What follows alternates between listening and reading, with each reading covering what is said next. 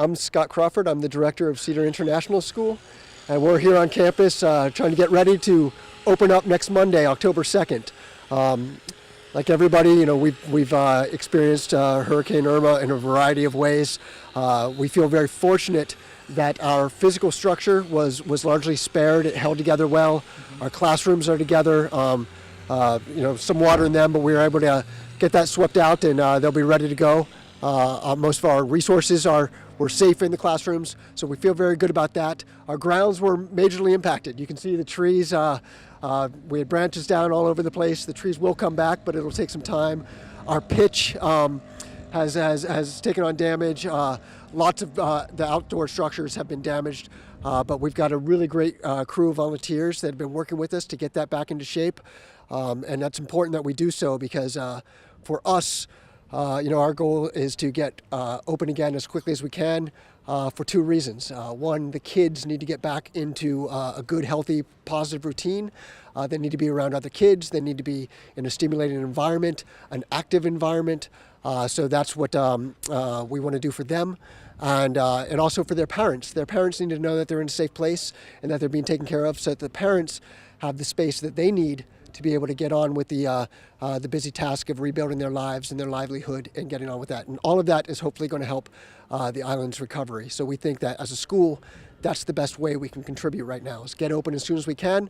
And in this phase, we're doing a special program from October to December that will accommodate not just those Cedar students who are here on island, but we're opening it up to other students from across the territory, kids from many schools who want to get back in. We know many of the schools took on quite a bit of damage and maybe are going to have delayed openings. So if we can give those students a good, safe place to be in the meantime, then we're excited to do that. It should be a good chance for kids from different schools to come together, play together, learn together, and sort of heal together through this process. So that will be October through December. Here we've got most of our teaching staff here and intact. Some others have evacuated and will be coming back to us in the months ahead. But we have enough here now that we're going to have really high quality programs, and our teachers are really excited to have kids on campus again. That's what makes a school feel like a school, and we're trying to get to that point as quickly as we can. We have some very special programs that we've been able to partner with different aid agencies to pull together. One of those is with UNICEF. They are providing training for our staff to be able to offer psychosocial support for the kids to help them process their experience with Hurricane Irma and with Maria, what they've just been through.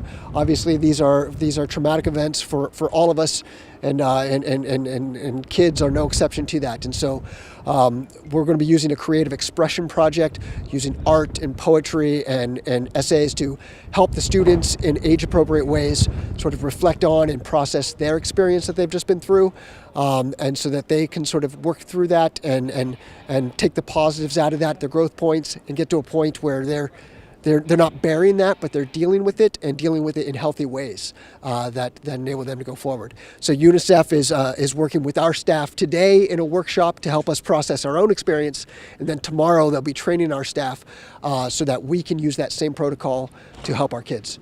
So that's one exciting partnership with UNICEF. We're working with a relief agency called Convoy of Hope. Their mission is they go into disaster zones around the world and make sure that kids get nutritious meals every day, healthy meals every day, that basic need is taken care of. So they're working with our lunch program, which is the lunch box, which is back over there, with our chef, Al Broderick.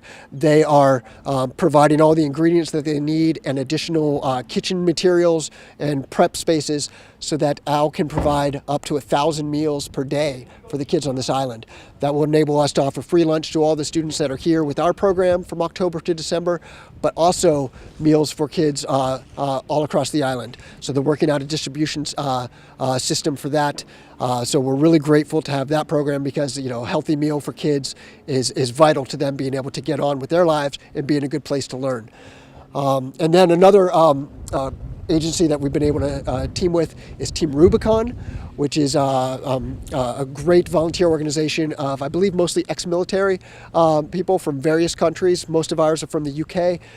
And They have a team here that is actually housed at Cedar right now because they have good projects going on all over the island, but we've been able to provide them a place to stay, and they're leaving a team here on our campus to help us, clean up, make the repairs that we need so that our playground equipment is safe and that the whole school is ready to be able to safely serve kids next week. I'm John Riley, I'm the Athletics Director at Cedar School, and as you can see, the damage caused by the two hurricanes has folded up the all-weather Astro pitch, and we are at the moment just trying to get it relayed as best as we can for when the children come back to school Monday.